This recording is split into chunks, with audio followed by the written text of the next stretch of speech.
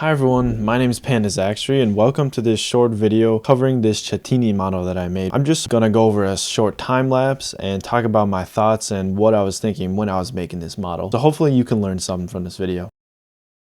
To start off, let me give you a little bit of context. So a few weeks ago, I was scrolling Twitter and you can see it says January 19th. I realized it's taken me a long time to get this video out, but I found this reference image posted by Raura and I thought that that's a really great reference image. And then I had an idea. I realized, hey, I can do 3D modeling. Maybe I could actually turn this into something. So yeah, that's it. That's the whole backstory. It's nothing special. So now let's jump into the actual time lapse. So the first thing I do is I start by sculpting out the head. You can see at the top it says attempts. This will be increasing over the video. This is the amount of times that I attempted making that head. It is kind of embarrassing. I spent way too long, spent way too many times doing it, and I probably should have just stuck with the first couple, but I remade it a few too many times, but we'll see that later. So right now I'm working on the little hair tufts at the top. I'm using a mirror modifier, and by switching into edit mode, I'm able to pull them apart and have two separate objects, but they only count as one object because it's mirrored. You can also see I'm doing the exact same thing with the ears too.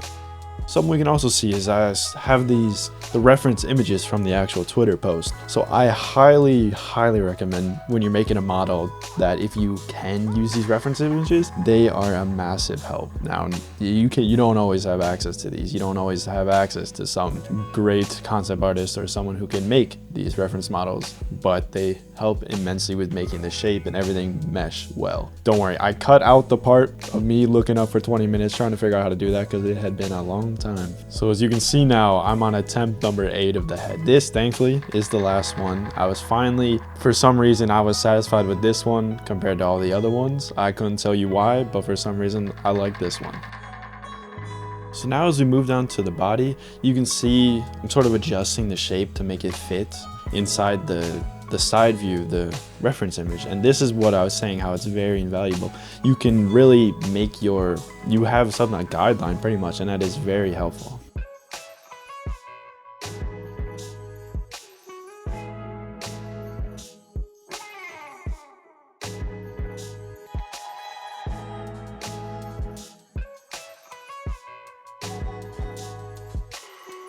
So as I move on to the tail, you can see I use a curved object, and by setting the points up and turning the object 3D and expanding it, you get a sort of tube tail-like object without having to do any modeling. And then you can convert this curved object into a mesh, which gives you all of the faces, all of the quads, and then by filling in the top with a grid fill and pulling it upwards, you make a sort of tail-like looking object.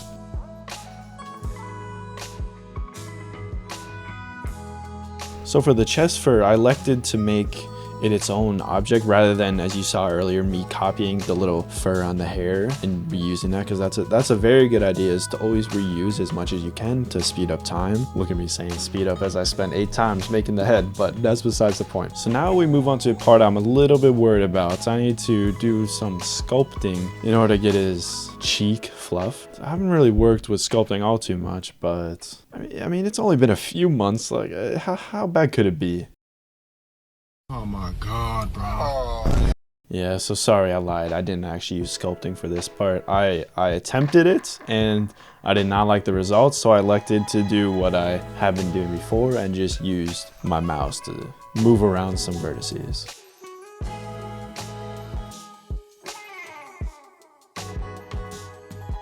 So now we move on to the most fun part, the UV unwrapping. You're gonna see some absolutely horrendous UV unwrapping. I haven't worked with unwrapping of organic objects all too much. I mainly work with more hard surface things, which are a little bit easier to find lines for. As you can see me sort of struggle to cut lines through this in order to get the mesh to unfold in an area or in a way that'll maximize the amount of space. As you can probably tell, the mesh is pretty dense, and that makes it very hard to fit the UV unwrapped parts of the mesh onto the UV grid in a way that maximizes the amount of space, and that'll definitely come to bite me very soon. So I've now moved over to Substance Painter because this is where I do all my texturing work. I guess I like it better than Blender. And you can see something messed up. Somehow the UV islands had gotten overlapped and I need to restart. So back in Blender, you can see me messing around with a Decimate modifier for a little bit. I didn't like the results, so I elected to go back to what I had been doing before. I decided to take another look at the UV unwrap that I did before and clean it up a lot. As you can see, there's a lot of unoptimized space. So what I'm doing right now is you can take one tile, straighten it to the X and Y axis on both sides, and then have every other single face that's connected to it go in the same direction to make it straight, which will fit a lot better in a cube UV map. So you can see I took it back into Substance and there were still errors, so I had to redo this again. So right now I'm just renaming all of the materials that I created to make sure that there's one material name for each of the UV maps that I created. So back in Substance Painter, I'm currently baking the textures to my mesh right now. And there's a few weird artifacts, but this is caused by an option called self-occlusion. I want to turn that to only self-occlude the same mesh, rather than if a mesh overlaps, it'll self-occlude, and I do not want that. So right now I'm going through and adding layers to my mesh to correspond to all the different colors and features that I want on this model, and I'm also using masks. The masks allow me to set a base color, which is the blue, and then allows me to mask out the ears and have a different color.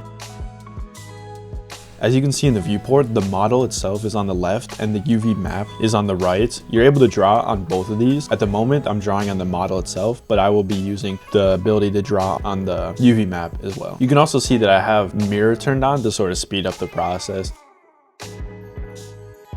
For a lot of this next part, I'm mainly just drawing in details, so there's not a whole lot of technique that I'm employing right now at the moment, so I'll kind of just let it play in the background for a little bit.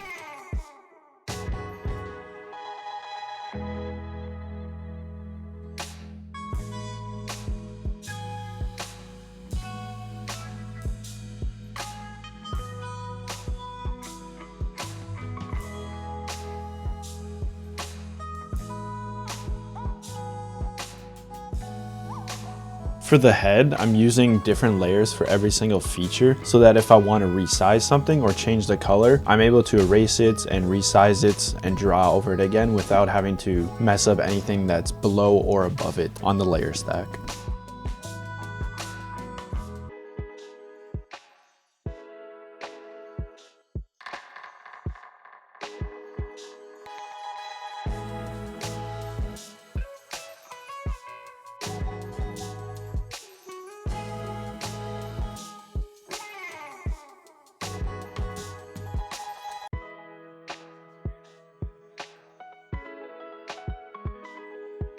Looking back on this footage, there was probably an easier way to draw some of these features, such as the eyes, which took me quite a bit of time. So if anyone has any suggestions for what I could possibly do better in the future, please let me know down in the comments. I would love to see any sort of suggestion.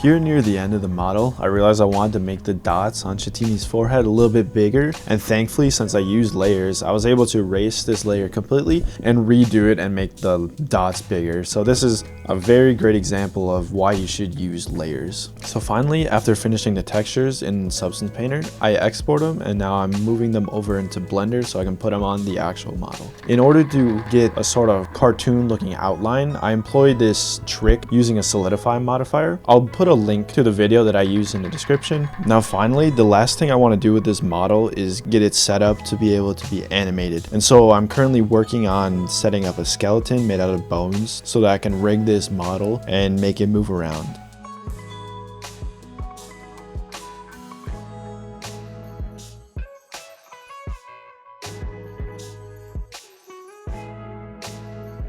You might notice that I'm only putting bones on the left side of the model. The reason for this is because I can symmetrize the bones from the left side onto the right side as long as I end the bones on the left side with a .L. Doing this tells Blender that these bones are the left side, and by symmetrizing it'll put it on the right side. You may be wondering why I extruded a bone off the top of the tail. This bone is called an IK bone, and it will be used to control the entire tail using a single bone.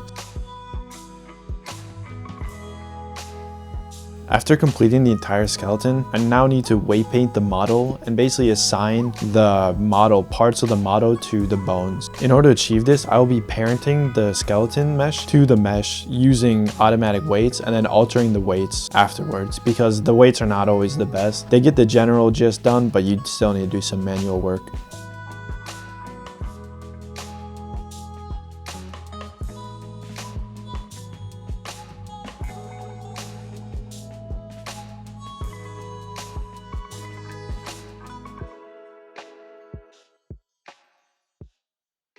And now here's a fully rendered look at the completed model.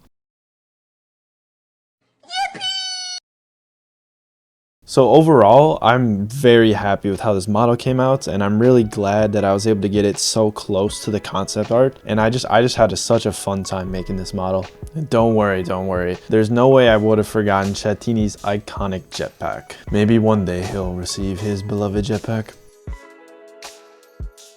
This just about wraps up everything that I had planned for this video, and I hope everyone enjoyed watching this video. Hopefully you took something away from this video, learned a little bit of something if you want to get into modeling in Blender. And if anyone has any suggestions for anything I could improve, any suggestions for me to do in the future, please let me know in the comments. I would love to see them. Thank you so much for watching, and I hope you have a great day. Take care now.